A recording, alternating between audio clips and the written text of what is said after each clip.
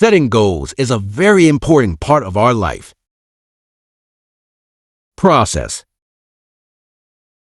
Guess how many people have a constant plan for setting, rearranging, evaluating, and strengthening the purpose of their goals?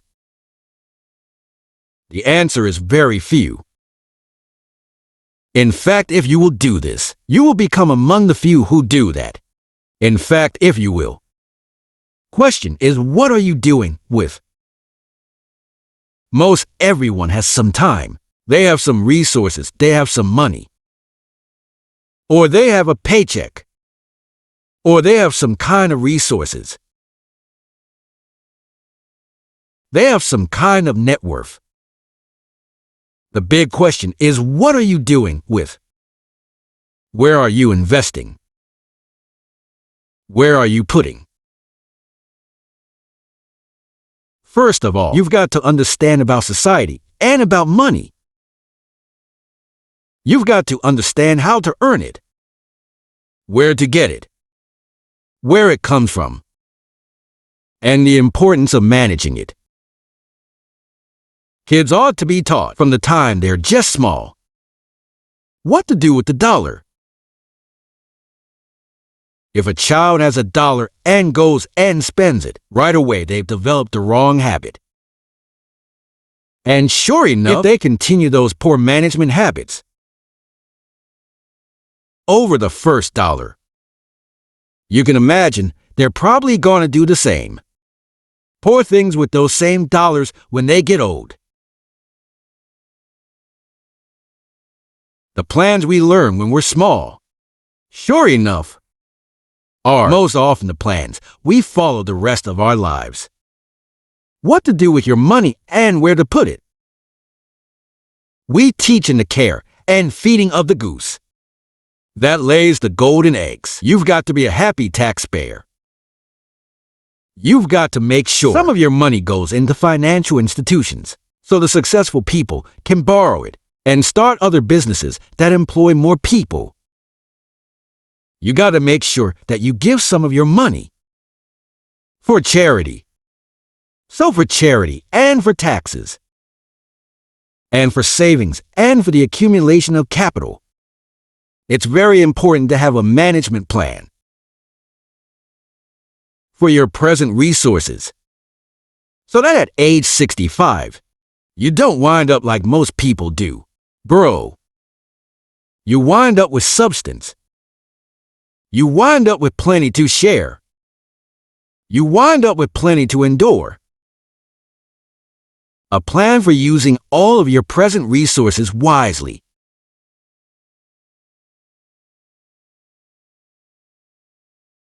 What I'm saying is we all need a consistent plan for the gathering of knowledge, a consistent plan for going to the library, a consistent plan for attending the lectures, attending the seminars. Most people get ideas just spasmodically, or when someone happens to come by, or they just happen to hear someone, or they happen to read a book that might have some ideas that could help to benefit their life. When you listen to a sermon, make sure you got your journal to take notes. Wherever you go, gather knowledge. But gather it on purpose. Do it constantly. Do it daily and do it consistently. We need a consistent plan for reading books. Most people just read books haphazardly, spasmodically, or most people just don't read at all. Or they don't have a good plan for reading the right books. Sure enough, the man reads the comics instead of the classics. And he misses all the things that could really benefit his life because he doesn't have a point. Here's a good thought to consider. Rarely does a good idea interrupt. Good ideas must be pursued. You must go where they are. You must seek them out. And there's an important Bible phrase that says, if you seek, if you search, you will find. Sure enough, a consistent plan for gathering knowledge, reading the books, attending the lectures, putting together ideas, and having a place to capture them, like a journal, where you can repeat them and go over them. That's a fundamental that, if you'll follow it, will put you in the top 5%. Guess how many people have a consistent plan for the gathering of 9? Answer: very few. And what you want to be is one of the very.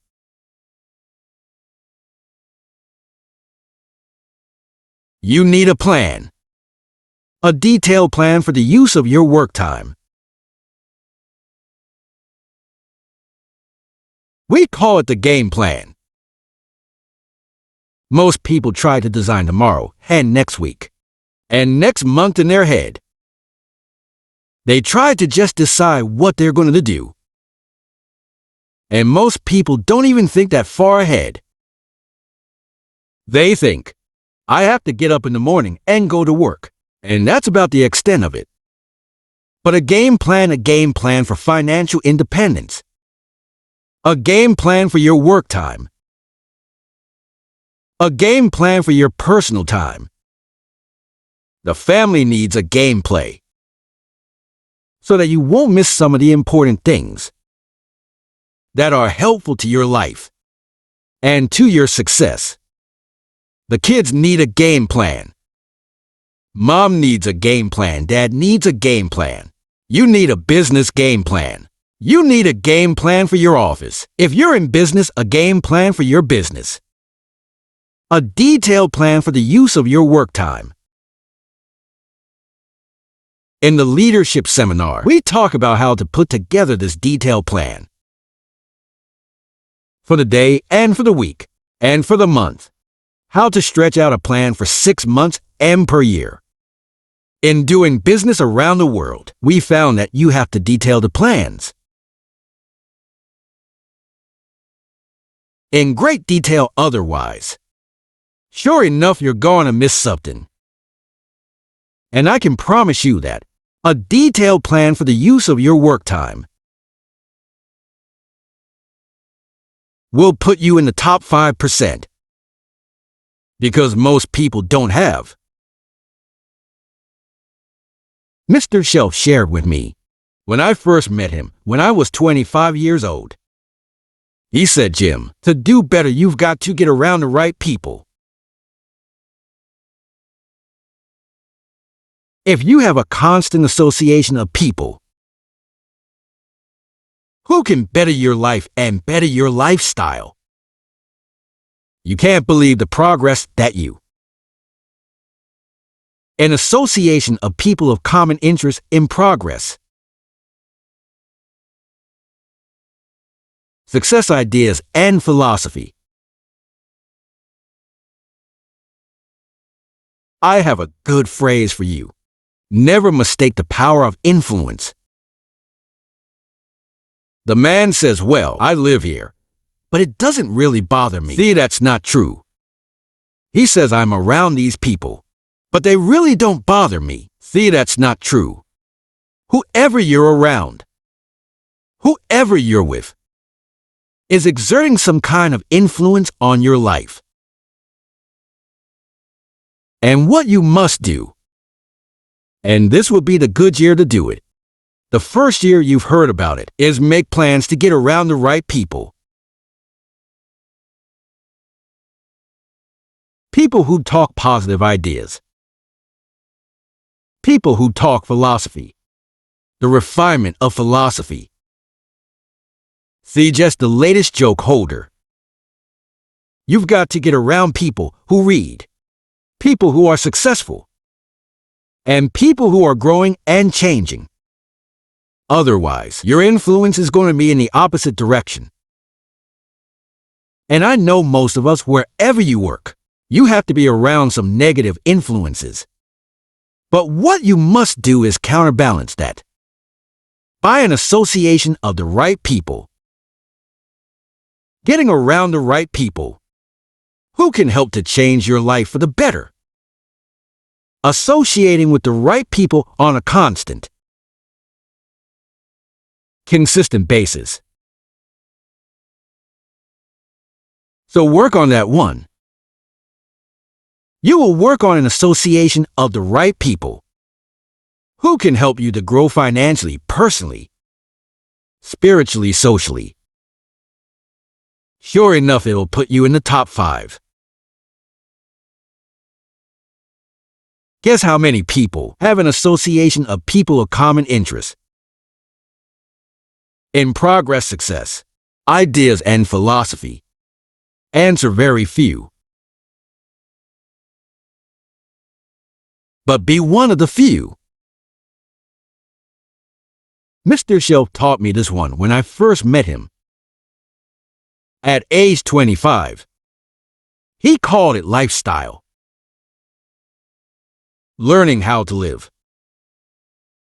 A constant plan for figuring ways to live unique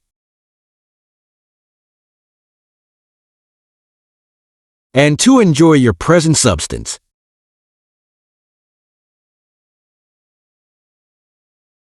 Lifestyle is the challenge of learning how to live well. See if you earn well and didn't live well, see that.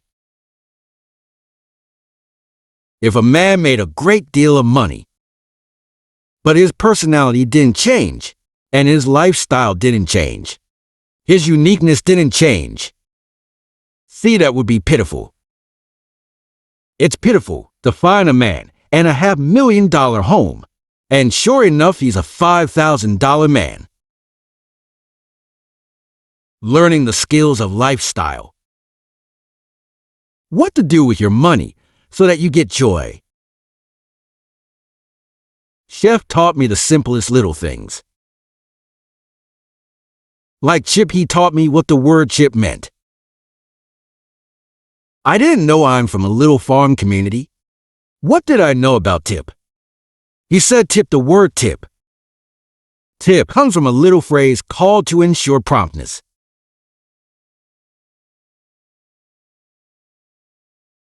And the more I thought about that, then I understood what he meant. If a tip is to ensure promptness, when should you give it? Answer: approved. You don't wait to see whether or not you've got good service to decide to tip. You ensure good service, Mr. Shoke said to me. Sophisticated people make sure they get good service. It's just one of the little things to learn. Call lifestyle. How to enjoy your family, how to enjoy your money, how to enjoy your time, your substance, how to enjoy your own thoughts, figuring ways to anticipate your family's needs, to do it with joy instead of animosity, to get great delight in the substance you now have. Most people say, if I had more money, I'd be happier. But happiness is something you have to work on, besides money. Because the money won't make it.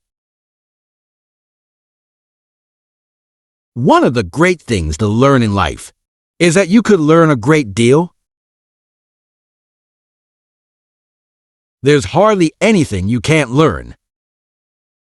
If you wished, you could learn several lanes. There's so many skills that you can develop that you want to make sure that you got a timetable and a plan for developing all those skills. Don't settle for less than you can be.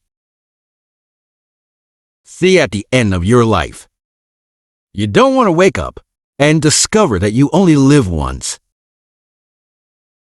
And the person you couldn't become, you let that slide. The skill you could have developed, You just didn't take the time. There's a great deal of discipline requirement, developing all of your personal skills, but I can tell you that it's well worth the. Make sure you go to the classes. Make sure you do all this you possibly can to develop every skill you can, from the skill of leadership, the skill of diplomacy, the skill of language, the skill of business. Whatever you can learn, make sure you take the time to learn. Plan for the development of all your personal skills. Keeping my old list of gold. I'm telling you, this served me so well. Keeping my old list of gold. I look back now 10, 20 years ago. Gold, I said. List I made, and I smile now. Because here's what I thought was so important. 20 years ago. Now some of those things aren't even on. I've got a new list. I've grown. But I give you that advice. Decide what you want. No. Write it down. No. 3. Keep the old list. And then here's number 4. When you get something that's on one of these lists, check it off. Part of the fun of having a list is checking it off.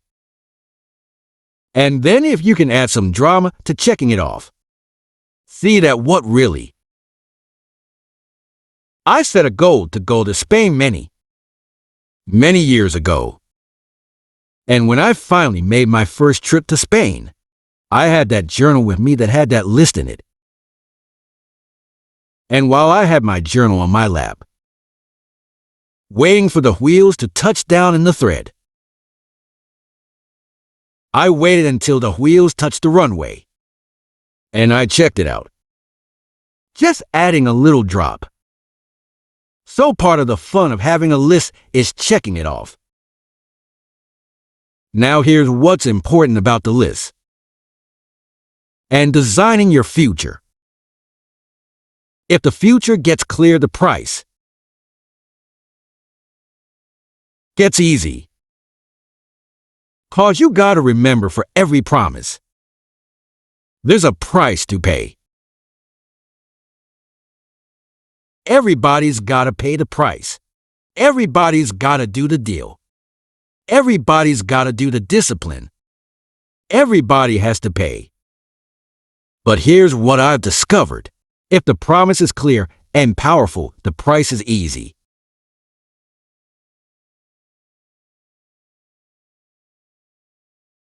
Setting goals is.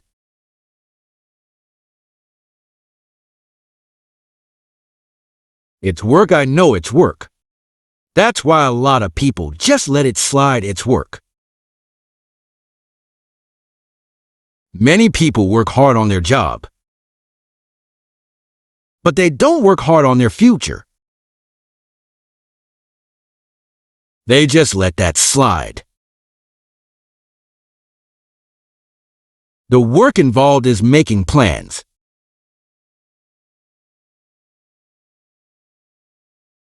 I know most people don't. I understand that, but don't let that be you.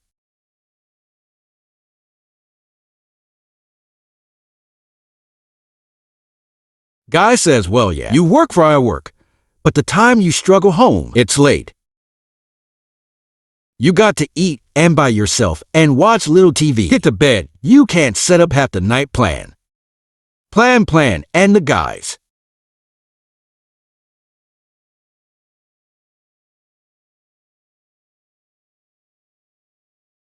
Good work for all.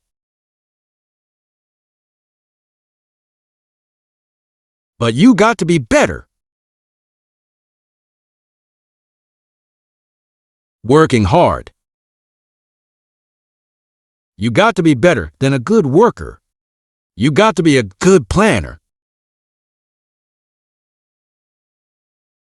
Somebody once wisely said, The people who failed to plan or planning to fail. Well said.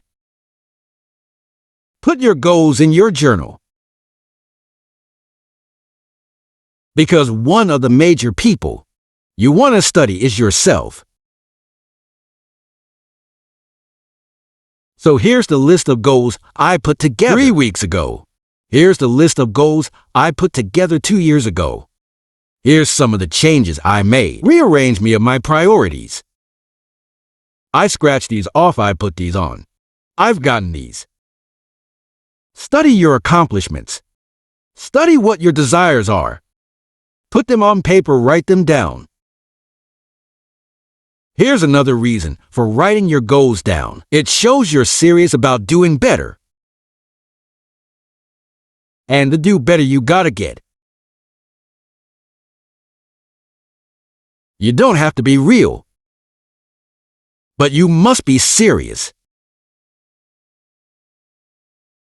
I used to have the affliction called passing hope. It's an affliction. It's bad. Probably what's even worse than that is happy hope. Now that is really bad, that's bad. Happy hope. So get serious about your goals. Put them on paper, write them down. There's all kinds of goals. Her goals, their goals. Business goals, financial independence goals. Family goals, There's so many things to work on. On this, that if you don't get busy and work on it, sure half the time will pass. And sure enough, 5 years from now, you'll wind up where you don't want to be. Wearing what you don't want to wear, driving what you don't want to drive, being what you don't want to be. Now's the time to fix. And here's one of the important phrases of the evening. Your goals are affecting you, whatever they are. Your goals affect your handshake. Your goals affect your attitude, personality. Your goals affect the way you walk, the way you talk, the way you dress. All day long, we're being affected by our goals.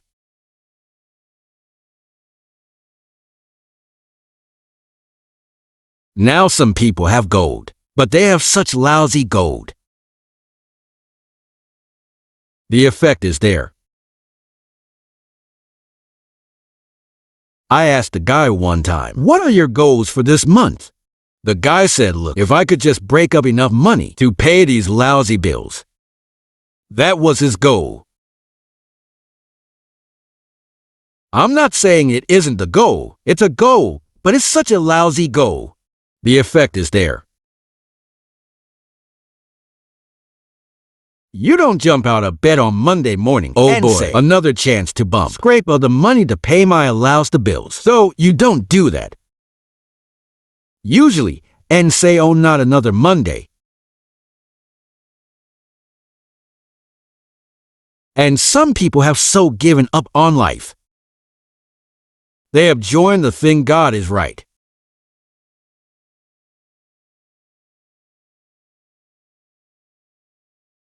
How sad.